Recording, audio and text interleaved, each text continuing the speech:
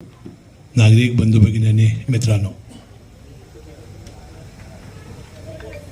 पहिल्यांदा मी आमचे नेते स्वर्गीय अजितदादा पवार यांच्या स्मृतीला वंदन करतो आणि ही वेळ आमच्यावर कधी येईल तर दादांच्या जाण्यानं पोटनिवडणूक लागेल आणि या बारामती विधानसभेच्या पोटनिवडणुकीसाठी प्रचाराला यावं लागेल असं कधी स्वप्नात वाटलं नव्हतं. परंतु नीतीच्या समोर आपलं काही चालत नाही.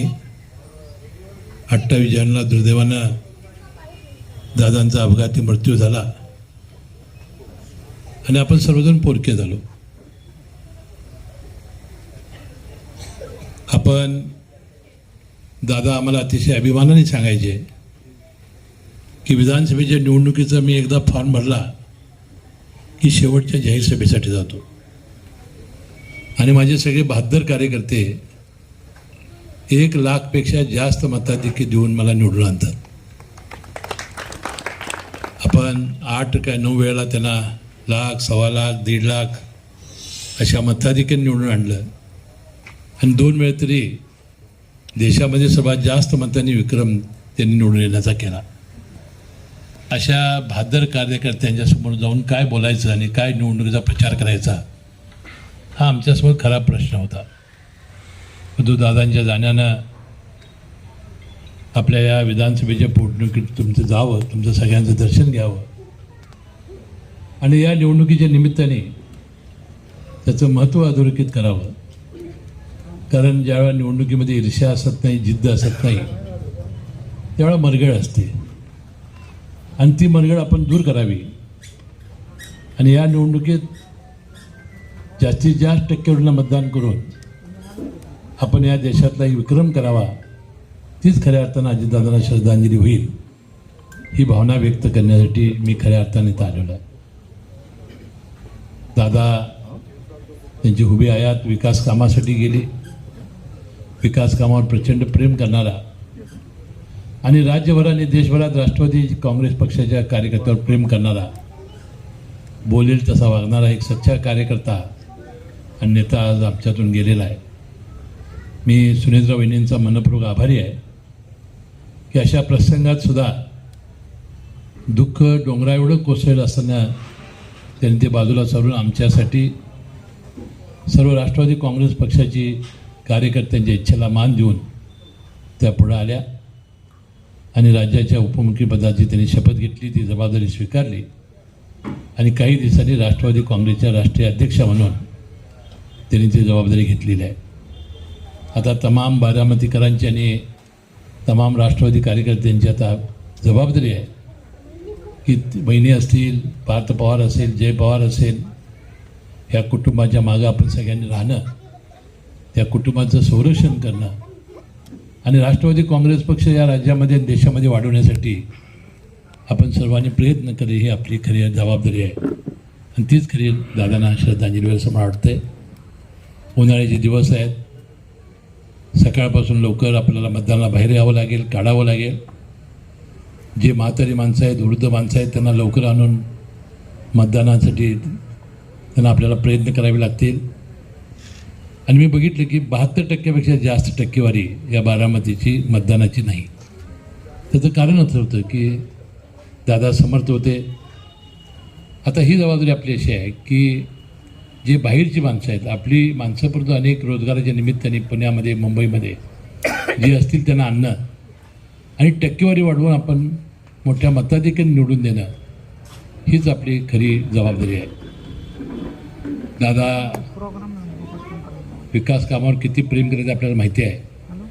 बारामती शहर बघितल्यानंतर देशाचे पंतप्रधान नरेंद्र मोदीसुद्धा अचंबित झाले होते. अमित शहा साहेब अचंबित झाले होते.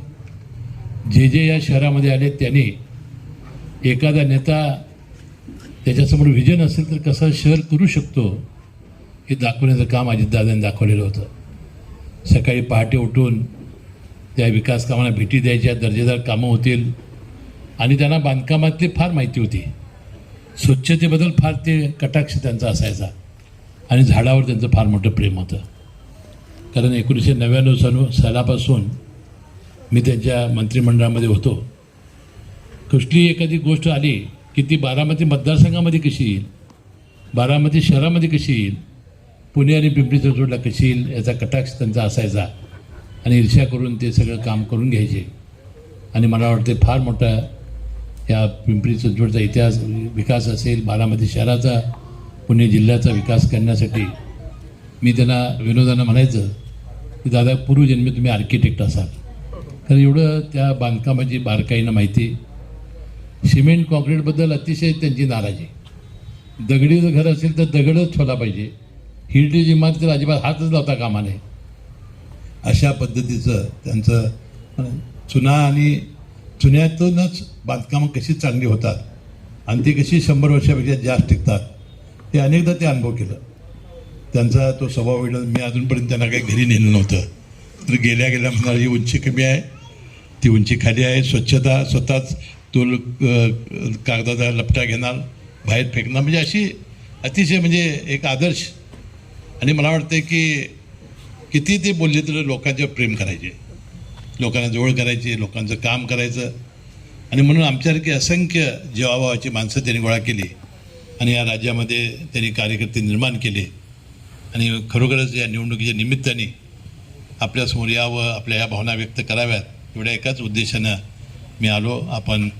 मला पुन्हा कोल्हापूरला जायचं आहे, ट्रेन असल्यामुळं मग आपल्या सर्वांना जो त्रास झालेला आहे याबद्दल मी दिलगिरी व्यक्त करतो. आणि या निवडणुकीत तुम्हा सर्वांना माझी हात जोडून विनंती आहे, जास्तीत जास्त मतदान करून दादा शाहू फुले आंबेडकरांचे पुरोगामी विचाराचे होते, कधी जातीवाद ते मनात आणत नव्हते. सगळ्या भावना राज्यभरात त्यांच्या माहिती आहेत. कैलासवासी यशवंतराव चव्हाण साहेबांच्या विचारावर चालणारे कार्यकर्ता म्हणून त्यांची या राज्यामध्ये ख्याती होती. आणि हा पुरोगामी विचार मी कदापि सोडणार नाही अशी भावना त्यांनी अनेक वेळा व्यक्त केलेली होती. आणि या तत्वाशी त्यांनी कधी आयुष्यभर तडजोड केली नाही, ही भावना आपण लक्षात घ्या.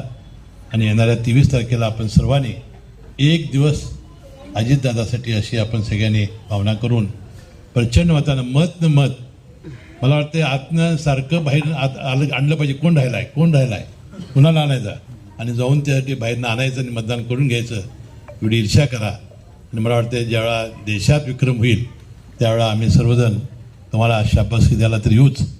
म्हणजे 21 तारखेला दुपारी 2 वाजता शेवटची प्रचाराची सभा होणार आहे. मुख्यमंत्री देवेंद्र फडणवीस साहेब, उपमुख्यमंत्री एकनाथ शिंदे साहेब, वहिनी काय स्वतः उमेदवारच आहेत, त्या सगळ्या उपस्थित असतील. त्याही सभेला प्रचंड संख्येनं आपण उपस्थित राहावे अशी विनंती करतो. आणि या सभेला संबोधित करण्याची मला आपण सर्वांनी परवानगी दिल्याबद्दल मनपूर्वक आभार मानून मी आपली रजा घेतो. जय जय महाराष्ट्र.